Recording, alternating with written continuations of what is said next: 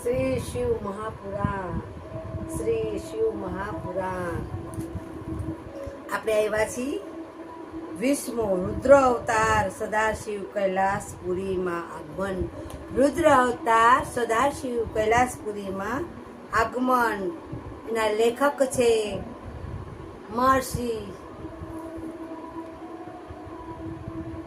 મહર્ષિ વેદવ્યાસ અને શ્રી શિવ મહાપુરાણ.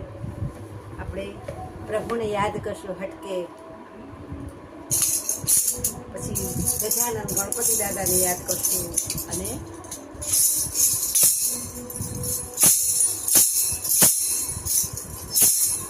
હે શ્રીજી આવો તે રંગ મને સીધા લગાડ્યો, શ્રીજી આવો તે રંગ મને સીધા લગાડ્યો. બીજો ચડતો નથી કે રંગ વિઠ્ઠલનાથ, આવો તે રંગ મને સીધા લગાડ્યો, શ્રીજી આવો તે રંગ મને સીધા લગાડ્યો. બીજો ચડતો નથી કે રંગ વિઠ્ઠલનાથ, આવો તે રંગ મને સીધા લગાડ્યો. અને મારા બાળકો ફેમિલીમાં ખાસ ને ખાસ સાંભળજો. એથી કરીને તમારા બાળકોને હું ધીરે ધીરે વાંચું છું, પણ તમને બધું જ મગજમાં ઉતરે એવી રીતના શાંતિથી વાંચું છું. ને મારી ભૂલ થાય, કારણ કે હું હજી બહુ આમ આપણે કોઈ દિવસ વાંચતા ના હોય કે ક્યારેક ભૂલ થઈ જાય તો માફી માગું છું. આપણે પહેલાં ત્રિકાળ સંધ્યા બાળકોને સવારે ઉઠતા, બપોરે જમતા, સાંજે સૂતા ત્રિકાળ સંધ્યા બાળકોને લેવડાવશું બધા સાથે જોઈન્ટમાં. દાદાના કેસેટમાં જાશું, સ્વાધ્યાયમાં જાશું, બાળકોને બાળ સંસ્કાર કેન્દ્રમાં મોકલજો. એથી કરીને આપણા બાળકોને સારા વિચાર અને સારા સંસ્કાર મળે, કોઈ દિવસ અવળે રસ્તે ના જાય. અને સારા એવું નથી, આપણે જે ધર્મ પાડતા હોય તો આપણે પૂજા પાઠ કરવાના જ. તમે માતાજીને માનતા હોય, કોઈ શિવને માનતા હોય, કૃષ્ણને માનતા હોય, કોઈ પણ ભગવાન તો આપણા બધાના હૃદયમાં વસેલો છે. હરિ તો આપણા બધાના હૃદયમાં વસેલો છે. તો આપણે ભગવાનને યાદ કરશું અને ગણપતિ દાદાને યાદ કરશું. હે ગણપતિ દાદા, અમારા બીમાર હોય કોઈ તો તમે એવાને તમારી પાસે લઈ લેજો. ખાટલામાં હોય એને ઊભા કરી દેજો, હરતા ફરતા કરી દેજો, દુખ્યાના દુઃખ દૂર કરજો. એથી કરી અને આપણે એક કળી લેશું.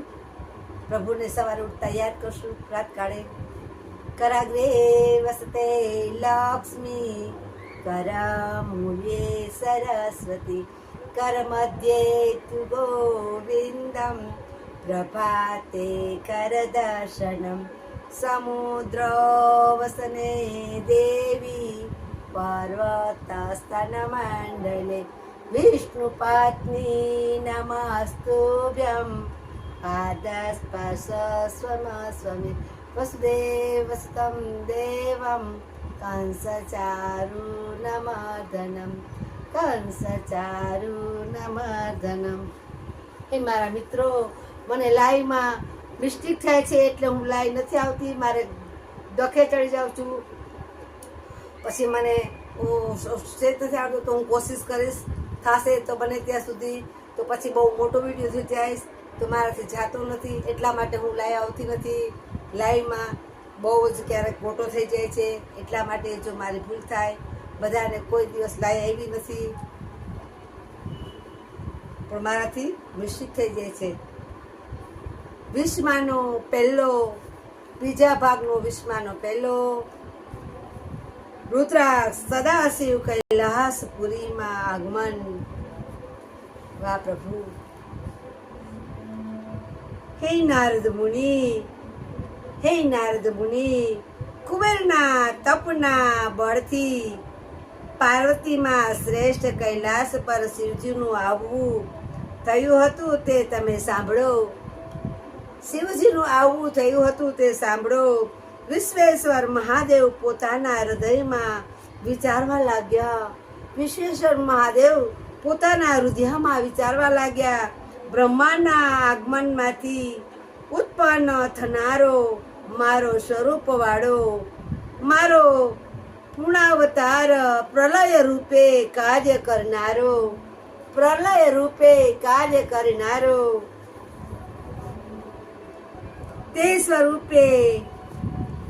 સ્વરૂપે હું શિવાત્મા, યજ્ઞોના રહેઠાણ રૂપ કૈલાસ પર જઈશ.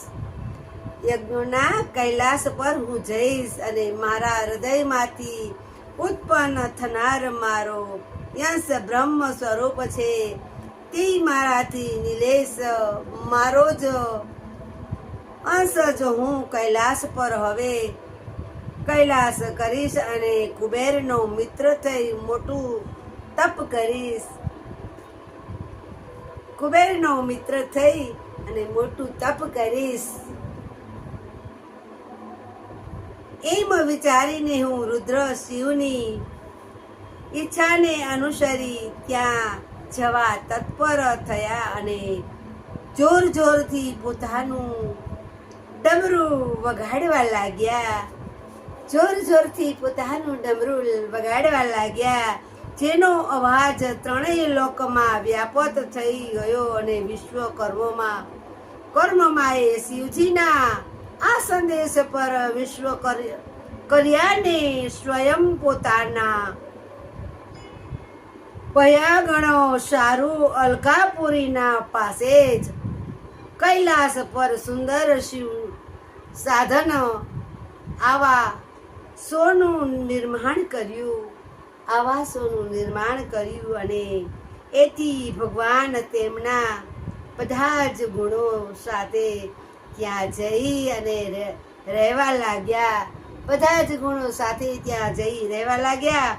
ત્યાં તો જઈ તો બધા જ આત્મરથ થઈ અને યોગલીન થતા હતા.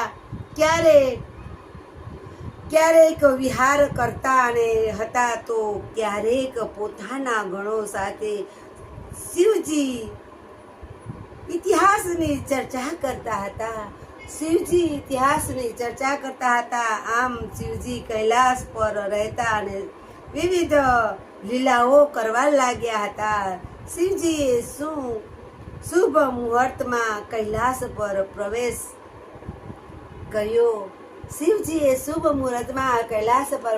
કર્યો હતો તો વિષ્ણુ સહિત સર્વે દેવો આનંદિત થયા હતા અને શિવ પોતા કૈલાસમાં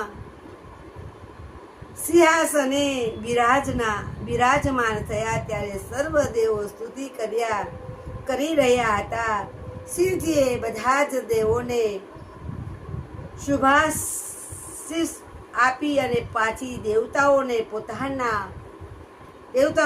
પોતાને સ્થાને ગયા. દેવતાઓ શિવલીલા એ જ્ઞાનનો વધારનારી અને અલોક તથા પરલોક સર્વે ઈચ્છિત ફળને નિત્ય આપનારી છે. સર્વે ફળને નિશ્ચિત ફળ આપનારી છે. જે માણસ આ સર્વાધિત કથા કહે અથવા તો સાંભળે છે તે લોકો આ લોકમાં સર્વ ભોગો ભોગવીને પણ પરલોકમાં મુક્તિ પામે છે. જે આ કથા વાંચે છે, સાંભળે છે અને બીજાને કહે છે આ લોકમાંથી બીજા પરલોકમાં તે મુક્તિ પામે છે. જો ભગવાન શું કહે છે? ઇતિહાસ શ્રી મહાપુરાણ રુદ્ર સહિતનો સૃષ્ટિ ઉપખ્યાત ખંડ નામે પહેલો ખંડ સમાપ્ત. નમ્ર પાર્વતીએ હર હર હર મહાદેવ પહેલો ખંડ સમાપ્ત. અને હવે આપણે આવ્યા છીએ બીજો ખંડ, સતી ખંડ અને બીજો ખંડ આવ્યા છીએ. પહેલો ખંડ સમાપ્ત થયો છે.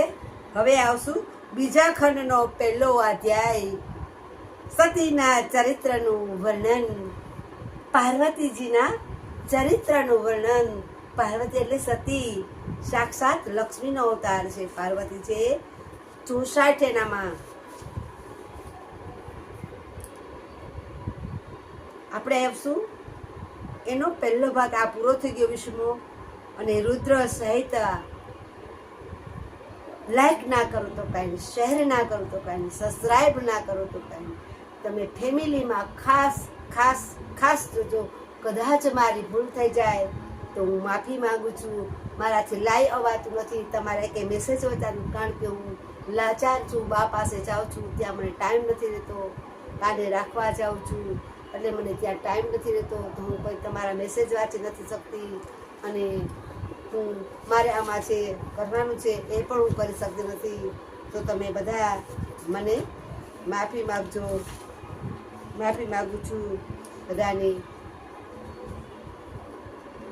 જો ઘણા છોકરાને એવા સંસ્કાર આપે છે મા બાપ કે અવળે રસ્તે વયા જાય છે, પોતે નથી એના કયામાં અને નથી કોઈ નાના મોટાનો વર્તારો રાખતા, ન બોલવાનું બોલે છે. તો ભગવાન બાળકોને આપણે ભગવાનના રસ્તે વાળી, ભગવાનના ઓલામાં વાળી, તો આપણા બાળકોને સારા વિચાર મળે, સારા સંસ્કાર મળે એવી અપીલ છે. મારી ભૂલ થઈ જાય તો માફી માગું છું. અને અત્યારે બાળકોને વરાવા પરણાવવા એ બધું આપને તારા એક થઈ જાય ત્યારે આપણા બાળકો પરણે છે. અત્યારે મકાન અને બાળકો અને હજી એક છે ને યાદ આવે, મકાન કરવા, બાળકોને પરણાવવા ત્યાં કસાઈ જાય છે. હજી એક છે ને 3 વસ્તુ છે ને યાદ આવે, યાદ આવશે ત્યારે કહેશે. તો આપણે થોડુંક ભગવાનમાં ઘરે જાય તો આપણી ચિંતા ભગવાન કરે, આપણે નહીં કરી. અત્યારે 50 વર્ષના છોકરાઓ થાય છે, એના પડતા નથી, વણતા નથી, અને આ બધું બહુ જ પરિસ્થિતિ ખરાબ છે. તો આપણે ભગવાનને કહેશું કે આપણા બાળકોને સારા વિચાર, સારા સંસ્કાર મળે. મારી ભૂલ થાય તો માફી માંગુ. લાઈમાં મારે ગોટો થઈ જાય છે એટલે હું લાઈ નથી આવતી. મને ઘણું એમ થાય કે મારા મિત્રો સાથે હું વાતું કરું, એ 2 શબ્દો સામે પૂછે તો હું એને જવાબ આપું. તમારા ઘણા મંદર શબ્દો હશે, ઘણા સવાલ હશે, તમે કહેવા માંગતા હશો પણ હું વાંચી શકતી નથી. સોરી, ભૂલચૂક થાય તો હું માફી માગું છું બધાની. તમને ઘણા પણ પ્રશ્નો કહેવાનો મારી પાસે તમને હશે કે આમ કહું તેમ કહું, હું વાંચી નથી શકતી. સોરી. લાઈક ના કરો તો કાંઈ, શેર ના કરો તો કાંઈ, સબસ્ક્રાઈબ ના કરો તો તમારા ફેમિલી સાથે ખાસ ને ખાસ તમારા બાળકોને સારા વિચાર, સારા સંસ્કાર મળશે તો હું ખુશ છું.